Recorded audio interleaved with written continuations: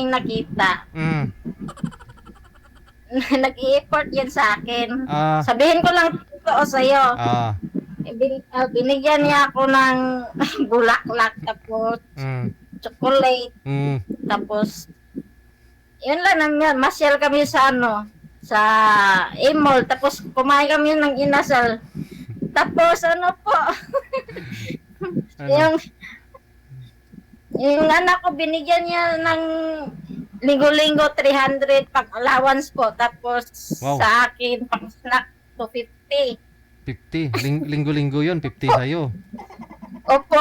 Tapos 300 yung anak mo linggo-linggo. Opo. Yung nung po, December, binigyan ng una 300 pang daw sa kanya.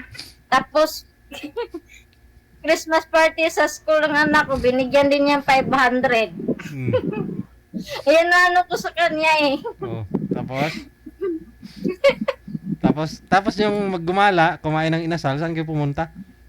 Hindi, namasyal lang kami noon, Sir DJ. Saan? Doon sa malaki yan si Boy. Oh. Sa Kulon po, tapos sa mall. Oh. Hindi naman siya ganun, Sir DJ. Seryoso yung tao. Seryoso pala sa'yo, tapos binaliwala mo, sabi mo, hindi mo nga kilala. Bakit pumasok sa isip mo, ba't ganon? Nag-away kami noon, Sir DJ. Nag-away kayo. Pero totoo, alam mo na may girlfriend po ito na taga Japan? Alam mo po yun? Ginablock daw ni Dani kasi daw, hindi daw tanggap sa pamilya sa babae. Hindi tanggap si Dani ng pamilya ng Sa babae? pamilya sa babae. Opo. Okay. Mm-hmm. So, ang lahat ng yon dahil nag-away lang po pala kayo ni Dani that time, kaya mo siya, tinanggi mo, hindi mo Po, yung nagpalay na ako nasisilot. So, ba't ka naman umuwi ng province ng Iloilo, umalis ka po doon sa Cebu kung saan siya? Kasi umuwi lang ako. Gusto ko yung makita yung pamilya ko, yung mama ko, papa ko. Aha. Hindi naman po kayo pinaalis ng amo mo doon kasi mga March yata pabalikin ako doon kasi aalis daw yung bantay sa bata. Uuwi ng probinsya. Babalik po kayo doon. Siyempre makikita na ulit kayo ni Dani. Opo. Pusa na naman ang itlog. Pero ilang beses kayo nagkita? 4 po. Tapos namasyal mo kami, Sir DJ. Tapos nakitulog ka pa nga doon sa sa bahay nila pag birthday ng nanay niya? Hindi, nandun na yung anak ko. Umuwi kami. Yung 3.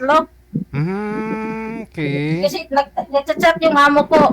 Nasaan na daw ako. Pauwi na po ako, ma'am. Sige, uwi ka kasi walang tao doon sa bahay. Oo. Kasi doon yung amo sa sa Cagayan. So hanggang ngayon, pinapadalan ka pa ni Dani ng pang-allowance mo, 50 pesos per week, ganon. Opo. Tapos pang-snack sa akin. Tapos bigyan niya ako ng load. Ano naman na dyan? Sabi mo, pandak si Dani. Paano yun? Hindi ka papatol sa kanya kasi maganda ka. Tapos, yun pala love mo naman si Dani. Ano? Ewan ko lang sa DJ. Na-touch lang ako sa kanya kasi nasaktan ka lang siguro dahil nag-away nga po kayo kaya sinabi mong hindi mo siya love. Pero totoo, gusto mo naman talaga siya. Nga, parang galing po sa ilong mo yung hangin ha. Hindi, may electric fan dito sa ko kasi mainit. I-off mo yung electric fan para hindi maingay. Basta, yun na po yun. Okay na po kayo ni Dani ngayon. Nasaktan lang po kasi siya doon. Kasi sinabi mo dito sa live na lawa-lawaan na, no? Hindi naman siguro daw, sabi niya, hindi naman nalawaan. Tinignan ba ni Dani? Naalala mo yung nung Tuesday, Sir DJ, nung ko, yung Mm. Nagano ako yung nagbati pa ako. Mm. yung sabi ko, ay may iba na kasi ngayon may iba na siyang Joy. Sana maya tumawag sa Viber. Oh. Sabi niya, hindi naman yan totoo, meron ako. Ikaw lang yung love ko. Aba. Oh, kaya hindi ako naniniwala na hindi naging kayo ni Danny kasi lahat ng usapan ninyo pinasa niya dito sa amin sa hotline, pati yung mga resibo nga ng pera na pinapadala sa anak mo tapos sinabi mo hindi mo kilala si Danny. Oo. Kaya alam po namin na kayo talaga. Siguro sabi ko baka may may pinag-awayan nga po kayong dalawa. Hindi ako nagkamali. No? Siguro hindi ko natatanungin kung anong pinag-awayan ninyo. Basta pandax talaga si Danny, matangkad o mas mababa sa sayo. Pandak po si Ano pong height mo? Ikaw ano pong height mo? Mataas pa ako sa kanya, kaunti. Ano po ba height mo? 5'4". 5'4 ka. So, yung height niya, sa tingin mo, ano pong height niya? Mga 5'2" yata, Sir DJ. 5'2". Oh. Pero abot naman, abot.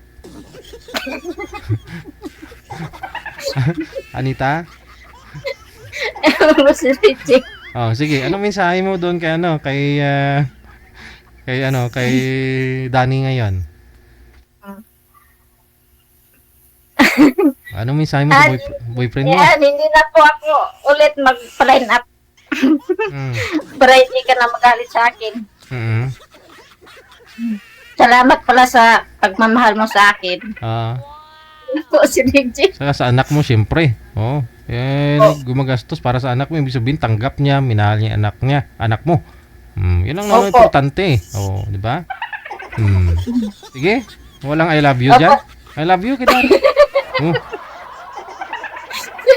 Ay. Pero, gwapo naman si Danny, di ba? So, sabi mo, hindi ka papatol kay Danny.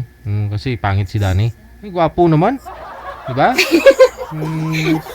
Natouch lang ako ko sa kanya kasi mabait po siya, Sir Didi, sa totoo lang. Ayun naman Iba siya sa ibang lalaki.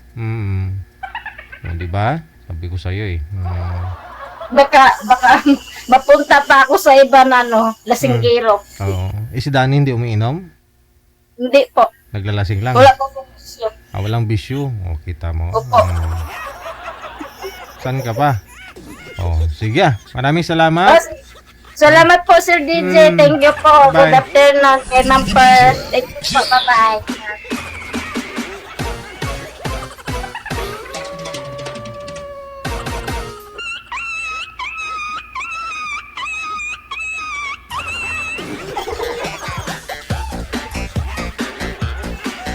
Ay, ambot. Ni mo, Anita.